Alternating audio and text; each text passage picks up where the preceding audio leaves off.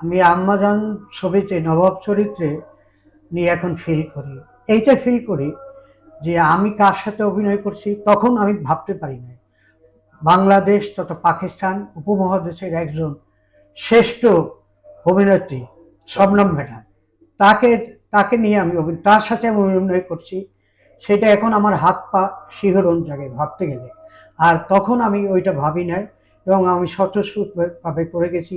এই যে আমার সৌভাগ্য একটা, এটা বিরাট পাওয়া আমার জীবনে, নবাবের পাওয়া, আমার পাওয়া, বাংলাদেশের পাওয়া একটা বিরাট ব্যাপার এটা। তিনটা চরিত্র তো মানুষ মনে রাখছে, শবনম, মান্না, জেকে আলমগীর। এখন আপনাকে কেমন আনন্দিত করে আজকে এই 27 বছর পর আম্মাজান সিনেমা নিয়ে? এই যে 27 বছর পরে আপনি গাজী মাহবুব আমাকে ডেকে আনলেন, এই যে এখনো যে এই রেশটা রয়ে গেছে, আম্মাজানের রেশ এখনো কাটেনি, এই রেশের কারণেই তো আপনি আমাকে ডেকে আনলেন। এবং আপনি তো কাজী হায়াৎ সাহেবকে, তার ঘরনার লোক, আমি সহকারী তাকে ছিলাম। শ্রদ্ধা করেন। আমি তাকে অকুতোভয় এবং প্রাণ এবং প্রাণ দিয়ে তাকে আমি শ্রদ্ধা জানাই এই চরিত্রটাতে আমাকে ফাইনালি সিলেকশন করার জন্য। মান্না যখন আপনার স্ত্রী যখন গাড়ি বোম ব্লাস্টে মারা যায়, আপনার যখন কান্নাকাটি হয়, মান্না নায়ক মান্না পাশে, তখন মান্না ভাইয়ের সাথে আপনার তখনকার কোনো স্মৃতি মনে আছে যে ওই টাইমে এইভাবে কথা বলেছিলেন বা? না, 27 বছরের ব্যাপার তো, এর মধ্যে অনেক এই নদীর পানি অনেক দূর গড়িয়ে গেছে। জোয়ার ভাটার পর এখন অনেক নদীতে চর পড়ে গেছে, আমার স্মৃতিতেও অনেক চর পড়ে গেছে, বয়স হয়েছে, ওই রকম আমার কিছু মনে নেই। তবে আমাকে পিঠ থাকতেন মামলা, এইটা আমার মনে আছে।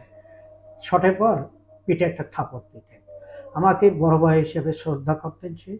এইটা আমি তখন ফিল করি না, এখন ফিল করি যে সে তো তার ভালো লাগছে এই জন্য সে আমাকে পিঠ চাপড়াতেন। আবার আপনাকে অনেক ভালোবাসতেন নায়ক মান্না। হ্যাঁ, আমাকে ভালোবাসতেন। তার একটা ছবিতে আমি আপনার থাইল্যান্ড গেছিলাম, পাতায়াতে শুটিং হয়েছিল মান্না ভাই ছবিটা। প্রত্যেক দিন সে আমার রুমে এসে সন্ধ্যা থেকে, বাবুর্চি একটি খাওয়া দাওয়া ভালো হচ্ছিল না, 500 বাদ দিয়ে যেতেন ব্যক্তিগতভাবে, যে আপনি আমার বড় ভাই, আপনার যেটা ভালো লাগে আহারে, আপনি খাবেন। প্রতিদিন আসতো? প্রতিদিন রাত্রে আসতো, টাকাটা দিয়ে যেত আমার। আহারে, কথাটা মনে পড়ে। মান্না ভাই অনেক শ্রদ্ধা করতো, এটা সত্যি, আসলে সত্য। হ্যাঁ, আমাকে খুব শ্রদ্ধা করতো, বড় ভাই হিসেবে বলতো আমাকে। তার ছবির প্রথম ছানি মানিটা আমাকেই দিত, আহারে, ডেকে নিয়ে অফিসে। এই যে শ্রদ্ধা, ভক্তি, ভালোবাসা, এটা হয়তো বা। তার মৃত্যুর পর তো অনেক আঘাতপ্রাপ্ত হয়েছেন বা ইন্ডাস্ট্রির ক্ষতি হয়েছে। আমি তো আঘাতপ্রাপ্ত হয়েছি, সারা বাংলাদেশ আঘাতপ্রাপ্ত হয়েছে। আমাদের চলচ্চিত্র শিল্প ওই যে একটা নিচের দিকে গেছে, সেই থেকে নিচে নিচে নিচে, নিচের পর নিচেই চলে যাচ্ছে। আপনি তো এখনো কাঁদছেন। হ্যাঁ, স্মৃতি তো একটা বেদনাদায়ক।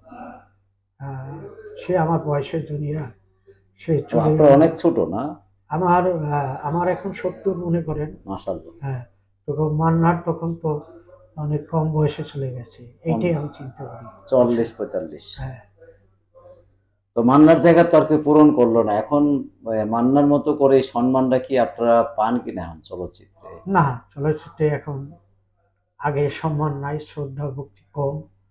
এখন অভিনয় নিয়ে ভাবে না। মান্না তো গল্প করতেন, সিনেমা শুটিং এর অবসরে সবাইকে ডাকতেন হোটেল সোনারগাঁয়ে, আপনিও আপনাকেও তো ডেকেছে। সেদিকে চলতেন ভাবনা কে একটা। ডাকতো? নায়ক মান্না ভাই। মান্না হ্যাঁ, আপনাকে এই। হ্যাঁ, আপনাকে তো ডেকেছে। জি। তো এই যে চলচ্চিত্রের একটা ভাবনা, ভবিষ্যৎ পরিকল্পনা, এই এটা না সবার মধ্যে থাকে না, মান্নার মধ্যে ছিল, আমাদের জসিম ভাইয়ের মধ্যে ছিল। আহারে। হ্যাঁ, এইগুলো তো এখন নাই।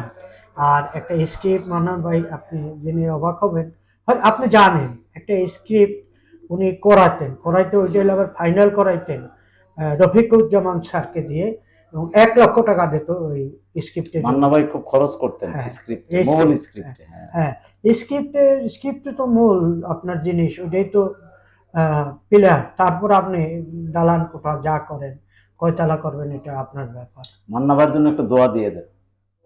আপনি, আমি মন দিয়ে আল্লাহর কাছে ফরিয়াদ করি, মান্না যেন বেহেশতের শ্রেষ্ঠতম স্থানে স্থান পায়। আমি দর্শকদেরও বলবো আপনারাও মান্নার জন্য দোয়া করবেন, তার বিদেহী আত্মার মুক্তি কামনা করবেন।